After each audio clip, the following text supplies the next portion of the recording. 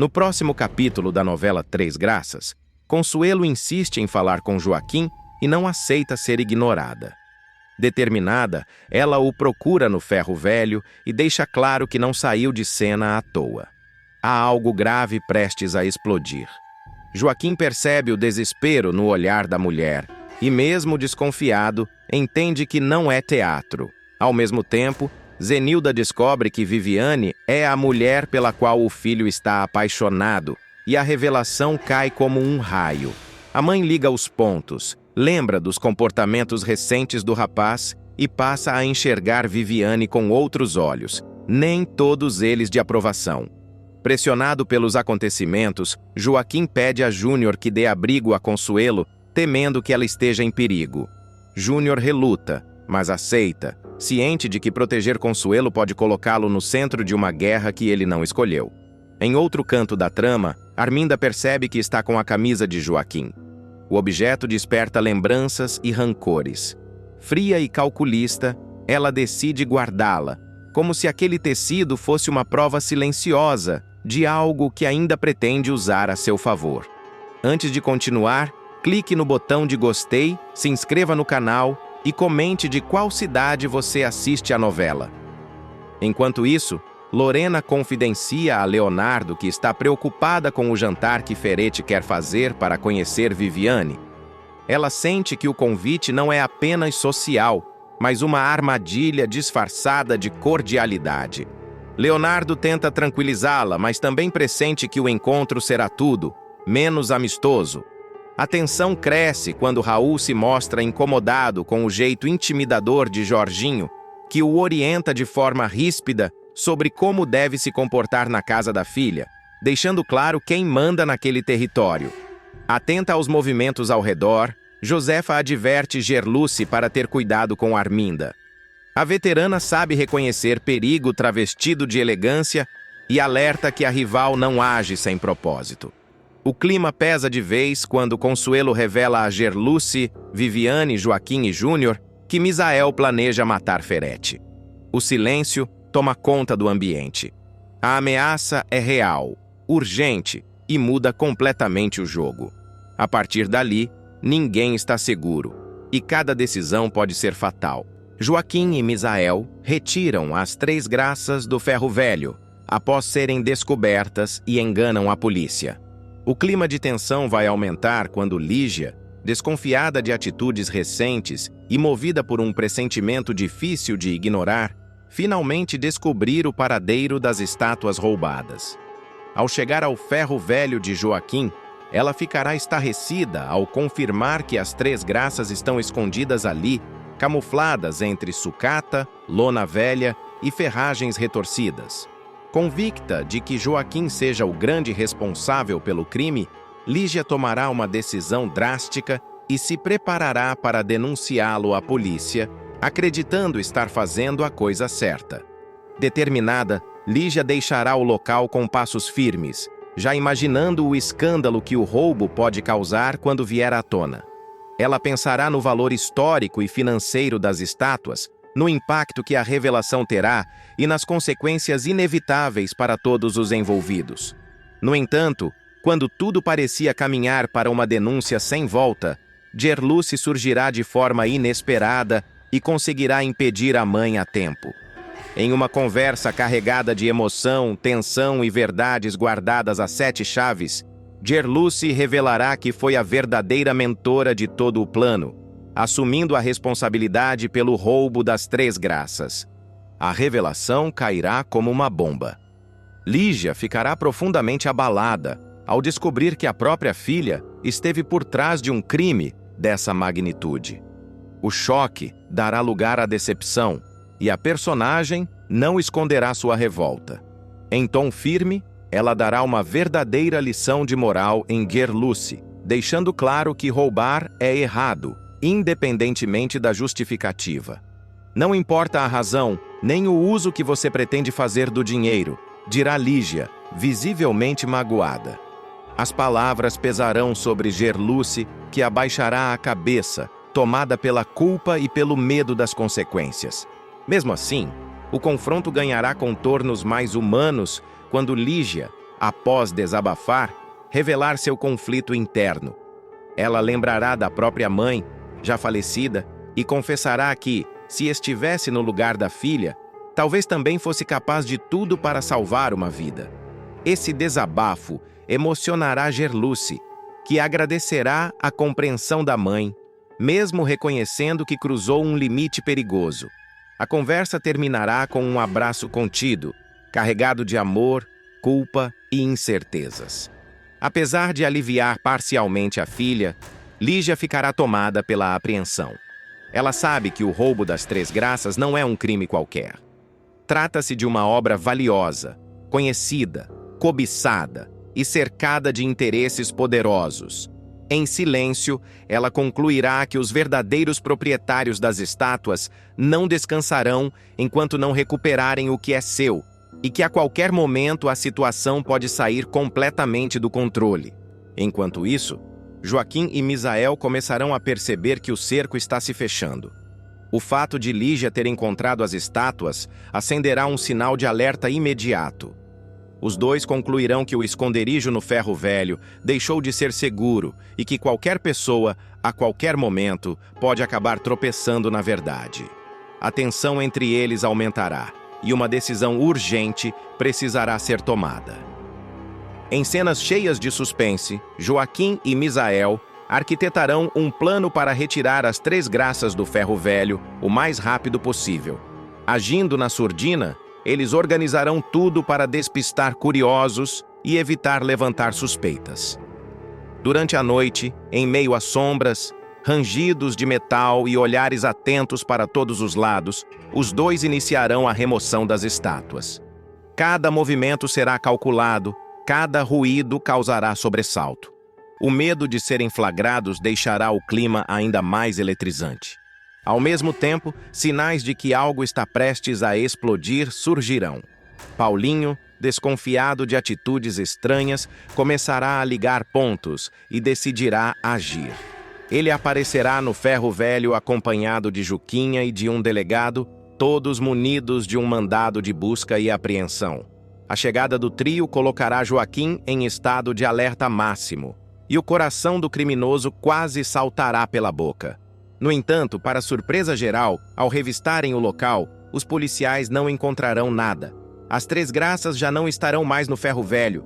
O espaço vazio, a lona fora do lugar e os vestígios deixados para trás levantarão suspeitas, mas não serão suficientes para incriminar Joaquim naquele momento.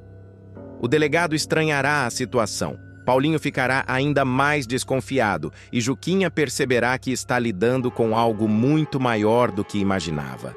A ausência das estátuas criará um clima de tensão crescente. Joaquim tentará disfarçar, fingindo indignação e surpresa diante da visita da polícia, enquanto por dentro estará em pânico. Misael, por sua vez, observará tudo à distância, temendo que qualquer deslize possa colocar tudo a perder. O jogo de mentiras ficará cada vez mais perigoso e qualquer erro poderá ser fatal. Nos próximos capítulos, o sumiço das Três Graças levantará novas suspeitas, aprofundará conflitos e colocará vários personagens na mira da verdade.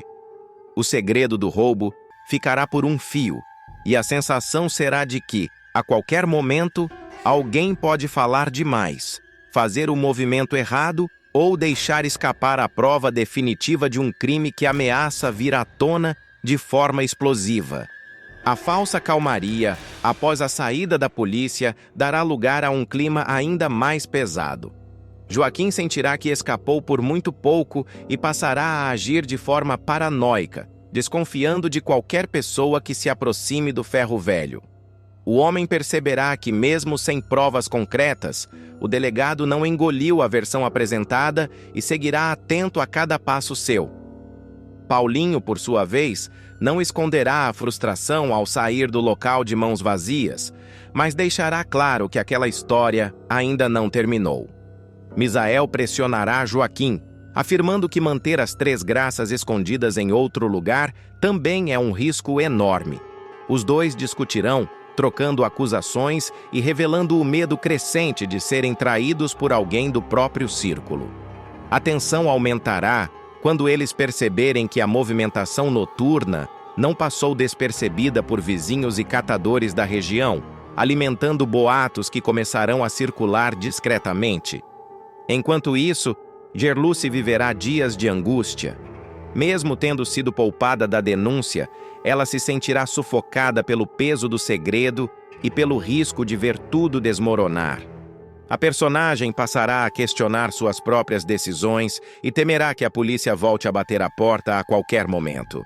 Lígia, apesar de ter protegido a filha, seguirá inquieta e dividirá suas dúvidas com pessoas próximas, deixando transparecer que a situação está longe de resolvida.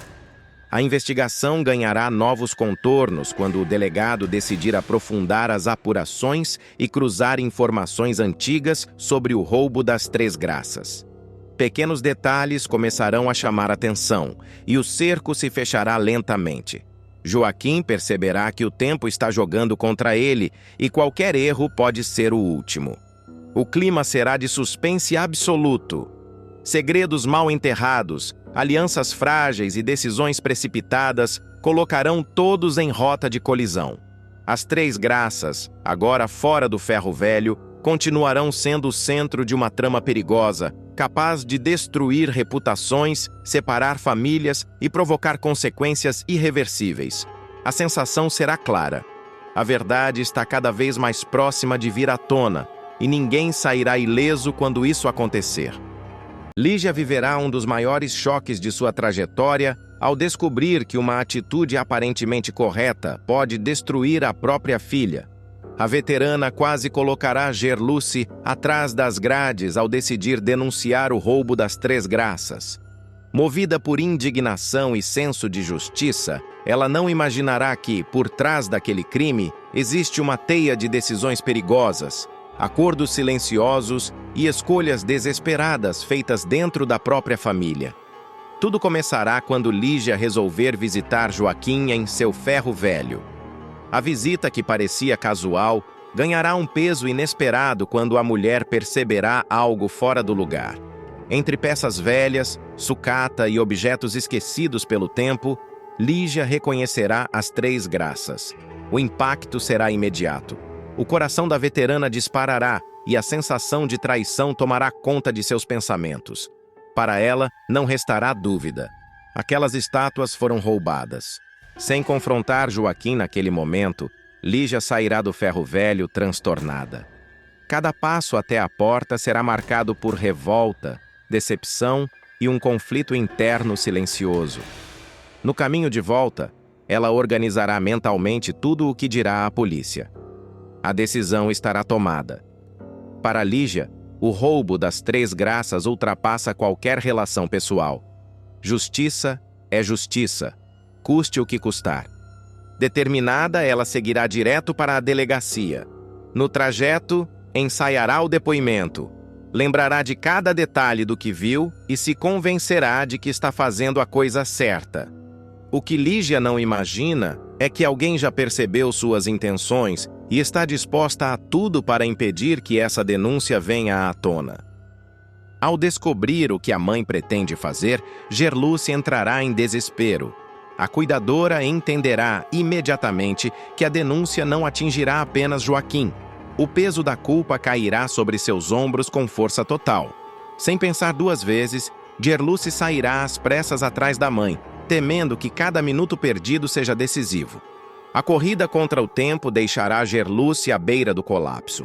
A cada esquina, a cada sinal fechado, o medo de chegar tarde demais crescerá.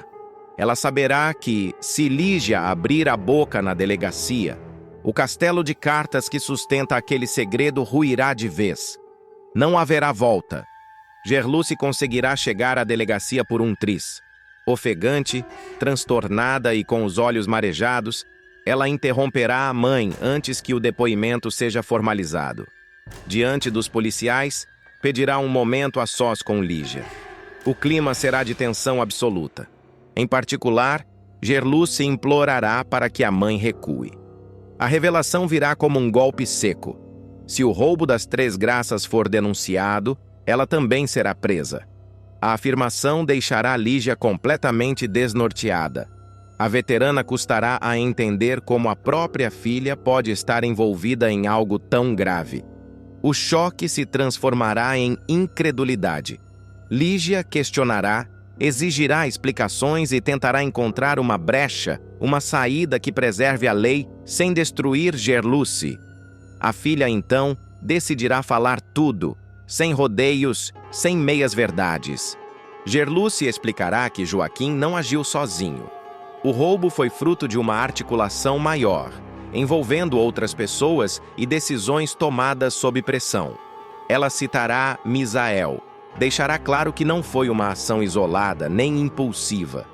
O plano nasceu de uma necessidade, de um desespero que só ela conhecia.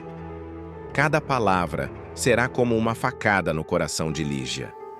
A veterana sentirá o chão desaparecer sob seus pés ao ouvir os nomes envolvidos. Quando Gerluce mencionar Viviane e Júnior, a dimensão do problema ficará ainda maior.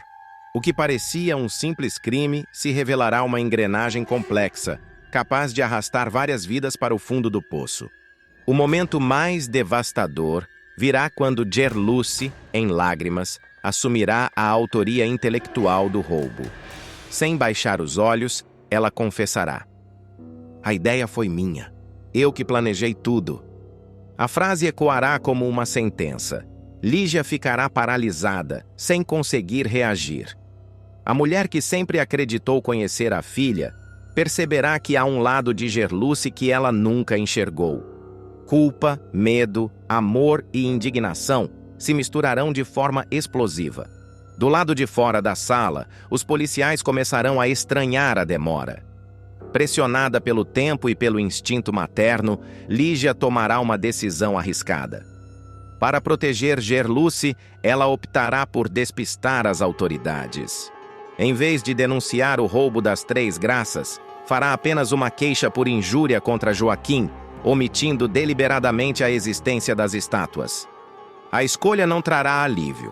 Pelo contrário, assim que deixar a delegacia, Lígia carregará o peso de um segredo que pode vir à tona a qualquer momento. Ela saberá que está pisando em terreno perigoso, protegendo a filha à custa da própria consciência. Gerluce, por sua vez, não conseguirá comemorar. O olhar dela denunciará o medo constante de ser descoberta. A relação entre mãe e filha entrará em uma nova fase, marcada por silêncio, tensão e um pacto implícito que pode se romper a qualquer instante. As consequências dessa decisão começarão a se desenhar. O segredo do roubo das 3 graças continuará rondando como uma sombra. Joaquim seguirá desconfiado, Misael ficará cada vez mais pressionado e Gerluce viverá com a sensação de que qualquer passo em falso pode levá-la direto para a prisão. A partir desse ponto, o clima entre mãe e filha ficará pesado e carregado de silêncios incômodos. Lígia passará a observar Gerluce com outros olhos, tentando entender em que momento tudo saiu do controle. A veterana se culpará por não ter percebido antes o desespero da filha, por não ter enxergado os sinais que a levaram a tomar uma decisão tão extrema. Cada gesto de Gerluce despertará desconfiança e preocupação, como se qualquer palavra pudesse provocar uma nova tragédia. Gerluce, por sua vez, viverá em estado de alerta permanente. O medo de ser descoberta fará com que ela se torne ainda mais cautelosa, evitando encontros desnecessários e mudando a forma de agir. Ela terá consciência de que a denúncia abafada por Lígia não apagou o crime, apenas o empurrou para debaixo do tapete. A qualquer momento, alguém pode falar demais ou cometer um erro irreversível. No ferro velho, Joaquim perceberá que algo não saiu como o esperado. A visita de Lígia e a ausência de uma denúncia formal levantarão suspeitas. Ele começará a desconfiar de que Gerluce interveio e que a verdade passou muito perto de vir à tona. Esse incômodo o deixará mais agressivo e imprevisível, aumentando a tensão ao redor do segredo das 3 graças. Misael também sentirá o cerco se fechar. Mesmo sem ser chamado à delegacia, ele notará movimentações estranhas e comentários atravessados. O medo de que seu nome apareça oficialmente no caso fará com que ele tente se proteger, cogitando até jogar a culpa em outra pessoa para salvar a própria pele. Enquanto isso, Lígia carregará sozinha o peso da escolha que fez. Em alguns momentos, ela se perguntará se realmente agiu como mãe ou se cruzou uma linha perigosa ao interferir na justiça. A dúvida corroerá seus pensamentos, e o temor de perder Gerluce para a prisão se misturará ao medo de vê-la afundar ainda mais em mentiras. Gerluce perceberá essa mudança no olhar da mãe e sentirá o julgamento silencioso. A relação entre as duas ficará estremecida, marcada por conversas interrompidas e olhares carregados de tensão. Mesmo protegida naquele instante, ela entenderá que o pior ainda pode estar por vir. A sombra do roubo continuará pairando sobre todos, prestes a explodir ao menor descuido. Cada personagem envolvido seguirá tentando se proteger, enquanto o segredo das Três Graças ameaça emergir com ainda mais força nos próximos acontecimentos. Arminda ficará completamente transtornada ao ligar os pontos e perceber que o bebê que Joely espera não é apenas filho de Raul, mas também herdeiro direto da fortuna da família. A revelação cairá como um golpe brutal em sua obsessão pelo controle absoluto do patrimônio. Para ela, a gravidez deixará de ser apenas um escândalo moral e passará a representar uma ameaça concreta ao império que construiu a base de manipulação e medo. O ódio tomará conta da vilã de forma descontrolada, fazendo com que suas palavras se tornem ainda mais violentas e desumanas. Movida por essa fúria, Arminda decidirá ir pessoalmente até a casa de Gerluce, sem avisar e sem pedir permissão. A entrada da vilã no local será marcada por tensão imediata. Ao dar de cara com Raul, ela não esconderá o desprezo e disparará ofensas, deixando claro que considera aquele ambiente indigno do sobrenome da família. Raul, já cansado das humilhações, questionará o motivo da visita, mas Arminda devolverá com ironia venenosa, insinuando que o próprio filho se rebaixou ao frequentar um lugar que ela julga inferior. Gerluce não aceitará a provocação calada. Pela primeira vez, enfrentará Arminda com firmeza, exigindo respeito não apenas pela casa, mas por todos que ali vivem. A troca de olhares entre as duas será carregada de ressentimento antigo, como se anos de conflitos não resolvidos viessem à tona naquele instante. Arminda, então, desviará a atenção e perceberá a presença de Joely, sentada, visivelmente abalada com a situação. Num gesto invasivo e cruel, a vilã se aproximará da jovem e tentará tocar em sua barriga, como se quisesse confirmar com as próprias mãos aquilo que sua mente já suspeita. Joely reagirá de imediato, afastando-se e demonstrando medo. Esse movimento será o estopim para que Arminda tenha a certeza que faltava. O silêncio pesado tomará conta do ambiente quando ela olhar fixamente para Raul e, com a voz trêmula de raiva, questionar se ele é o pai da criança. Raul não responderá com palavras. Seu silêncio, carregado de culpa e responsabilidade, será suficiente para selar a verdade. A confirmação fará Arminda perder qualquer resquício de controle. Ela começará a despejar comentários cruéis, passando a se referir ao bebê de forma ofensiva, como se aquela vida ainda em formação fosse apenas um obstáculo em seus planos. As palavras monstro e erro sairão de sua boca com frieza assustadora, chocando Gerluce e deixando Joely em estado de choque. A cada nova agressão verbal, Raul sentirá a revolta crescer. O rapaz, que até então tentava manter a calma, finalmente explodirá. Ele se colocará à frente de Joely, numa postura claramente protetora, e exigirá que a mãe pare imediatamente com os ataques. A tensão atingirá o auge quando Raul ameaçar perder o controle caso Arminda continue a desestabilizar Joely, deixando claro que qualquer risco à saúde da jovem ou do bebê terá consequências imprevisíveis. Arminda, por sua vez, não recuará facilmente. Mesmo diante da reação do filho, ela insistirá em questionar o futuro da herança, demonstrando que sua maior preocupação não é a família, mas o dinheiro e o poder. O clima ficará tão pesado que Gerluce temerá que a discussão termine em agressão física. Joelle, fragilizada, tentará conter o choro enquanto percebe que sua gravidez se transformou no centro de uma guerra familiar.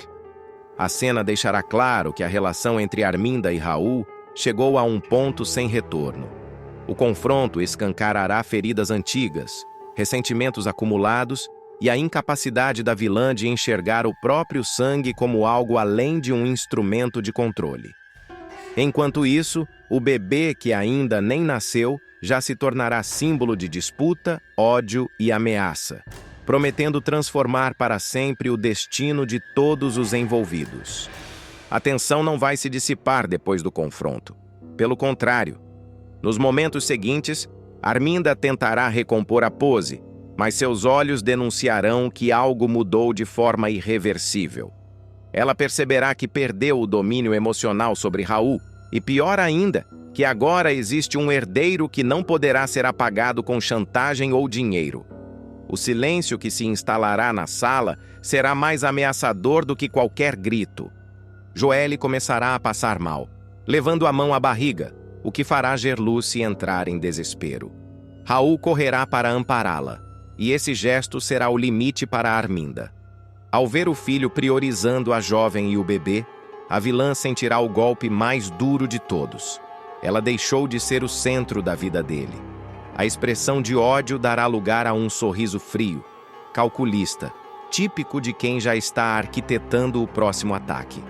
Antes de sair, Arminda lançará uma última ameaça velada. Dirá que aquela criança ainda nem nasceu e já está causando problemas, deixando claro que não aceitará dividir herança, sobrenome ou poder. A porta se fechará com violência, marcando simbolicamente a ruptura definitiva entre mãe e filho.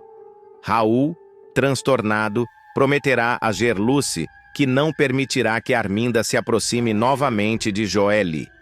Nos dias seguintes, o impacto da cena começará a se espalhar. Arminda acionará seus advogados em segredo, buscando brechas legais para proteger a fortuna e tentar impedir qualquer direito futuro do bebê. Paralelamente, ela passará a investigar o passado de Joelle, determinada a encontrar algo que possa usar contra a jovem.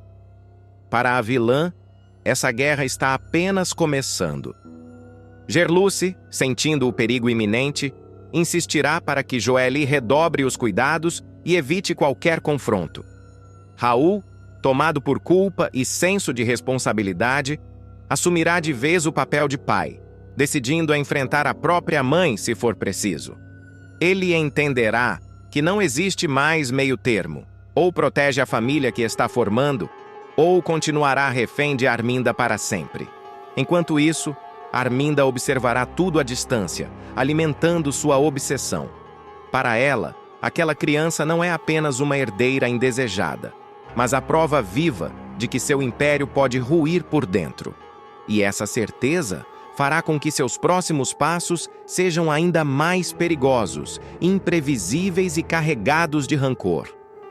Nos capítulos seguintes, o clima seguirá pesado e carregado de presságios. Joelle será levada ao quarto, ainda abalada, enquanto Gerluce tentará manter a calma, mesmo sabendo que a visita de Arminda não foi um surto isolado, mas o anúncio de uma guerra. Raul permanecerá ao lado da jovem, segurando sua mão e repetindo que nada nem ninguém vai ameaçar o bebê. Pela primeira vez, ele entenderá que proteger a própria família significa romper de vez com a mãe. Arminda, por sua vez, chegará em casa tomada por um misto de ódio e frustração. Sozinha, ela deixará cair a máscara de frieza e explodirá, quebrando objetos e culpando todos ao redor pela humilhação que acredita ter sofrido. Em sua mente distorcida, Joelle e a criança se transformarão em inimigos diretos, símbolos da perda de controle que ela jamais admitirá em público. A vilã jurará para si mesma que não permitirá que aquela herança seja dividida. Enquanto isso, Gerluce alertará Raul sobre o perigo real que Arminda representa. Ela lembrará episódios do passado e deixará claro que a vilã não costuma aceitar derrotas. O rapaz ouvirá tudo em silêncio, consciente de que os próximos passos precisarão ser calculados. Ele prometerá manter Joelle longe de qualquer confronto e tomará decisões que podem mudar completamente sua relação com a família. Do outro lado, Arminda começará a agir nas sombras, articulando alianças e preparando movimentos silenciosos. Seu olhar frio deixará claro que ela não pretende recuar. A gravidez, que deveria unir, se tornará o estopim de uma disputa feroz, onde afeto, poder e dinheiro se misturam de forma perigosa. Assim, a chegada dessa criança passará a representar muito mais do que um novo herdeiro. Será o ponto de ruptura definitivo entre Arminda e Raul, e o início de uma batalha que promete transformar todos os envolvidos em três graças. Lucélia revela segredo, de Viviane. E sofre consequências. O público acompanhará uma sequência longa e densa, carregada de tensão, preconceito e disputas silenciosas que vão colocar a convivência na galeria de arte à beira do colapso. A invejosa Lucélia deixará claro que é capaz de atravessar qualquer limite ao usar um segredo íntimo como arma. Sem medir consequências, ela jogará na cara de Zenilda que seu filho namora uma mulher trans, expondo Viviane de forma cruel e calculada. A revelação cairá como uma bomba no ambiente, deixando todos paralisados, enquanto Maggie reagirá com indignação imediata, e João Rubens demonstrará profunda reprovação diante da postura da sobrinha. Tudo começará bem antes do jantar fatídico. Em silêncio, escondida atrás de uma porta entreaberta na galeria, Lucélia ouvirá uma conversa reveladora entre Leonardo e Lorena. Recém-expulsa de casa por Ferete, Lorena comentará que passará a morar com a família de Maggie, tentando reorganizar a própria vida depois do rompimento traumático. No diálogo, os irmãos falarão em tom baixo, mas carregado de preocupação, sobre o fato de Ferete ainda não saber que Viviane é uma mulher trans. A informação soará como música aos ouvidos de Lucélia, que imediatamente enxergará ali uma oportunidade de causar estrago. A jovem passará os dias seguintes observando cada movimento, aguardando o momento exato de atacar.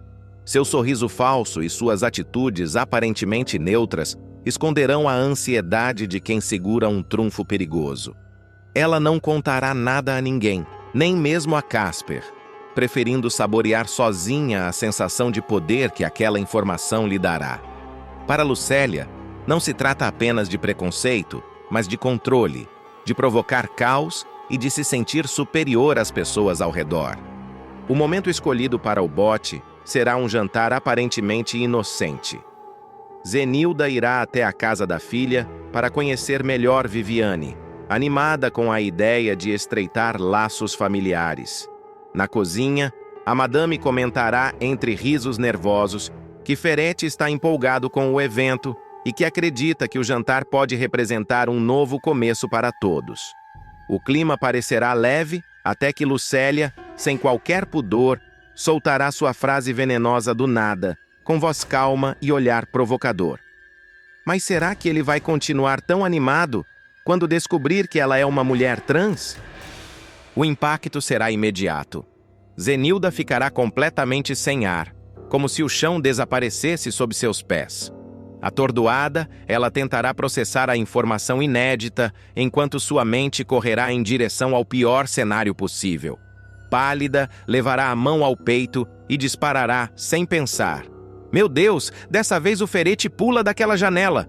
O comentário, carregado de desespero, revelará o medo real das reações explosivas do marido e do caos que pode se instalar dentro de casa. O clima, que já estará pesado, se tornará insustentável quando Lucélia, longe de recuar, demonstrar todo o seu preconceito de forma escancarada.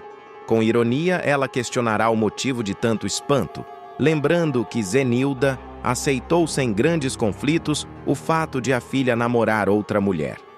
Em seguida, cruzará uma linha irreversível ao se referir a Lorena de forma ofensiva, usando termos pejorativos e carregados de ódio. A frase cairá como um tapa no rosto de todos os presentes. Meg não ficará em silêncio. Visivelmente abalada, ela partirá para cima da prima com palavras duras, acusando Lucélia de ser cruel, preconceituosa e de adorar se meter onde não foi chamada. A discussão ganhará tom elevado, com acusações diretas e verdades sendo jogadas na mesa. Para Meg, não se trata apenas de defender Viviane, mas de impor um limite claro a um comportamento que ela já vinha observando há tempos. As consequências para Lucélia serão imediatas e públicas. João Rubens, morto de vergonha, interromperá qualquer tentativa da sobrinha de se justificar. Com a voz firme e o olhar decepcionado, ele a repreenderá duramente, deixando claro que aquela atitude não será tolerada. "Chega de falar besteira, depois a gente vai ter uma conversa muito séria", dirá ele, encerrando o assunto na frente de todos, mas prometendo um acerto de contas nos bastidores. Casper tentará amenizar o clima, aproximando-se de Zenilda com cuidado. Sem esconder o constrangimento, ele pedirá desculpas pela sobrinha, reconhecendo que a situação fugiu completamente do controle. "Perdoe minha sobrinha, Zenilda, por favor", dirá ele, tentando salvar o que ainda restar da harmonia entre as famílias. Zenilda, ainda em choque, mal conseguirá responder, dividida entre a preocupação com Ferete e a dor de ver Viviane exposta daquela forma. Lucélia, por sua vez, tentará se fazer de desentendida, afirmando que apenas falou a verdade e que não teve intenção de ofender ninguém. No entanto, seu discurso não convencerá mais ninguém. O silêncio pesado que tomará conta do ambiente será a prova do isolamento imediato da jovem.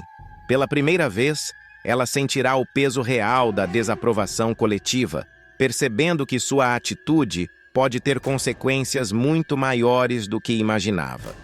Nos próximos capítulos, o clima na galeria ficará cada vez mais tenso. Olhares atravessados, conversas interrompidas e um desconforto constante deixarão claro que nada voltará a ser como antes.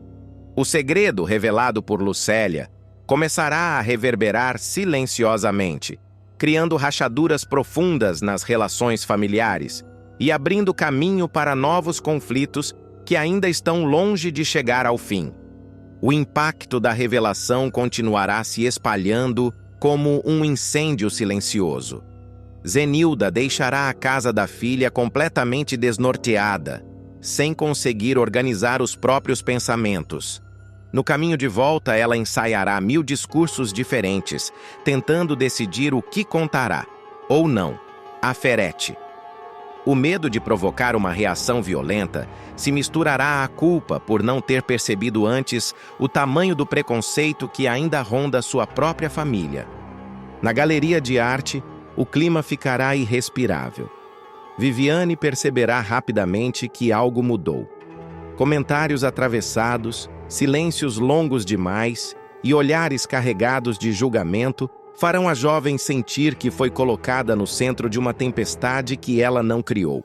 Leonardo tentará protegê-la, mas também ficará dividido entre a raiva por Lucélia e o receio do que Ferete pode fazer ao descobrir a verdade da pior forma possível. Meg assumirá uma postura firme. Sem rodeios, deixará claro que não aceitará nenhum tipo de preconceito dentro de sua casa, nem na galeria. A prima, agora isolada, passará a circular como uma presença incômoda, tolerada apenas por laços familiares. A postura de Lucélia mudará. Por fora, ela tentará sustentar um ar de superioridade. Por dentro, começará a perceber que talvez tenha ido longe demais. João Rubens cumprirá a promessa de ter uma conversa séria com a sobrinha. Em particular, ele será ainda mais duro, deixando claro que atitudes como aquela podem destruir não só famílias, mas também reputações. A bronca atingirá Lucélia em cheio, despertando nela um misto de revolta e medo. Pela primeira vez, ela entenderá que não está mais no controle da situação. Enquanto isso, Casper tentará reconstruir pontes, mas perceberá que algumas feridas não cicatrizam rápido. O jantar que deveria aproximar as famílias acabará se tornando um divisor de águas, marcando o início de uma nova fase de conflitos, desconfianças e decisões difíceis. Sem saber, Lucélia terá colocado em movimento uma engrenagem perigosa. O segredo de Viviane deixará de ser apenas uma informação íntima e passará a ameaçar explodir em várias frentes ao mesmo tempo.